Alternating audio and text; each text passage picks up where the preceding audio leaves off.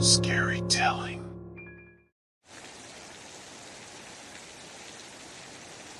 I'm John, and I'm a patient at a mental hospital.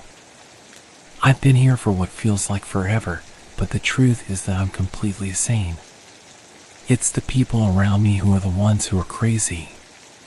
They're always talking about things that don't make any sense and trying to force me to take medication that just makes me feel worse. Lately, I've been noticing something strange about the security guards who watch over me. They all have these weird cuts on their faces that they deny are there. But I can see them plain as day. They look like they've been carved out with a razor blade or something. At first, I thought maybe it was just my imagination. But the cuts keep appearing, and they're getting worse. I've tried to talk to the guards about it, but they just brush me off like I'm crazy. It's not just the cuts that are bothering me, though. I'm starting to feel like I'm being watched all the time. I can't shake the feeling that someone is monitoring my every move, waiting for me to slip up so they can pounce. I've tried to stay calm and keep to myself, but the paranoia is starting to take hold. I find myself snapping at the staff and lashing out at the other patients. I know I shouldn't be doing it, but I can't help myself.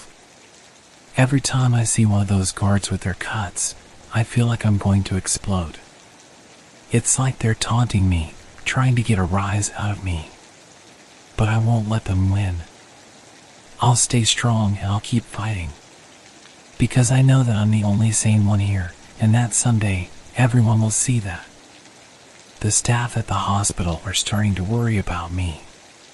They've noticed that I'm becoming more agitated and aggressive, and they've been talking about increasing my medication.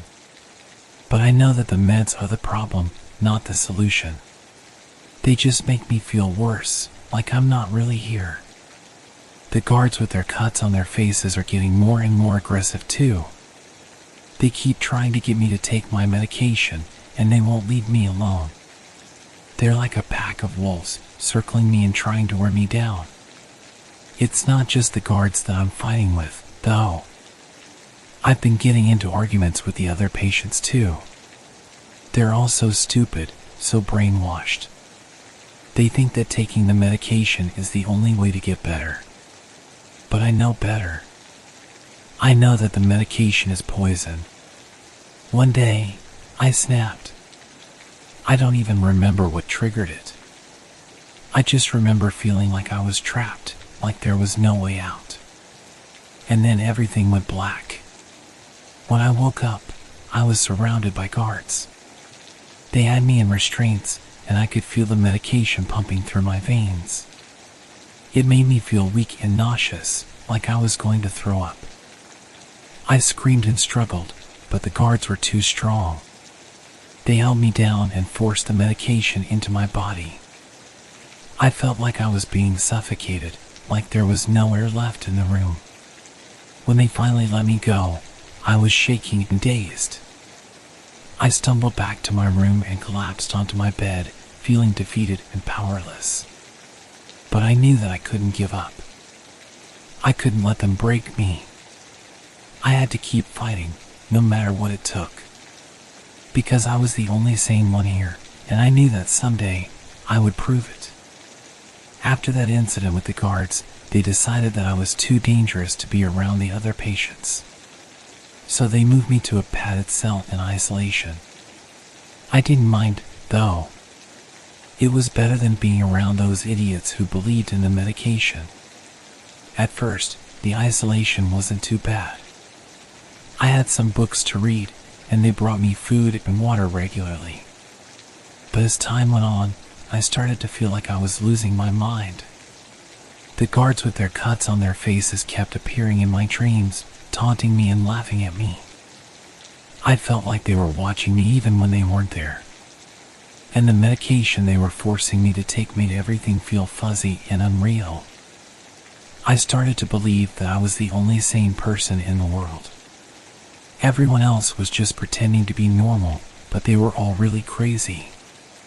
And the cuts on the guards' faces were proof of it. The more I thought about it, the more convinced I became. I started to see conspiracies everywhere, and I began to believe that the whole hospital was in on it. They were trying to keep me locked up forever because I was the only one who knew the truth.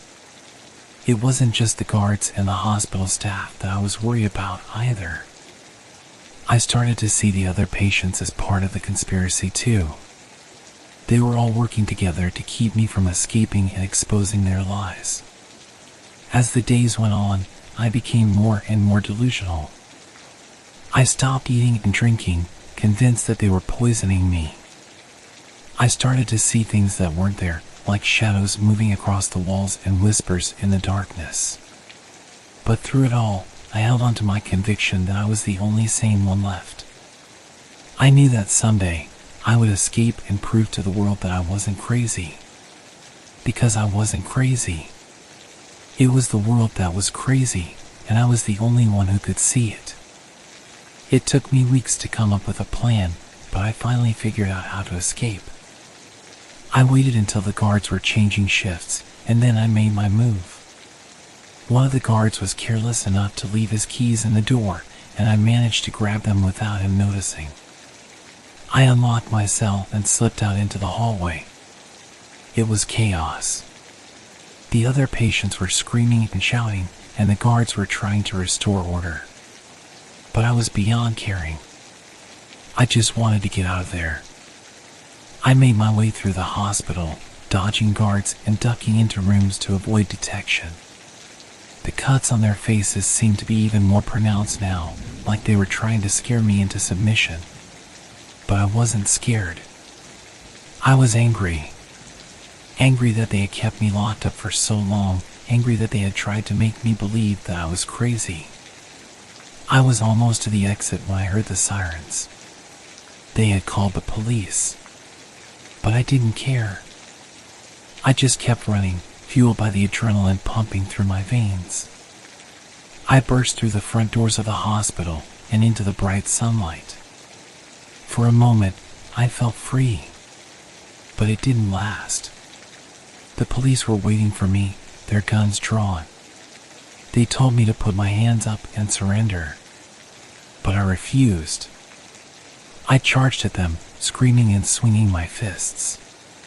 They opened fire, but I was too fast. I managed to dodge their bullets and keep moving. But then one of them got lucky. I felt a sharp pain in my leg, and I stumbled. They tackled me to the ground and handcuffed me. As they dragged me back to the hospital, I knew that it was over. My escape had been a failure, and I was back where I started. But I didn't care. Because I knew that someday, I would escape again. And next time, I would make sure that nothing could stop me. I was back in the hospital, and this time they weren't taking any chances. They had me strapped to a bed with restraints, and they were pumping me full of medication. But it didn't matter. I was already making plans for my next escape. And then it happened. The guards with their cuts on their faces were gone. In their place were new guards with clear and unblemished skin. At first, I thought it was a trick. But then I realized that something was different. The hospital staff seemed more nervous than usual, and there were rumors circulating about some sort of virus. I didn't pay much attention to it. I was too focused on my own plans. But then one of the doctors came to see me. She looked scared, like she was about to tell me something important. It turned out that the cuts on the guards' faces weren't a conspiracy after all. They were the result of a virus that had been spreading through the hospital.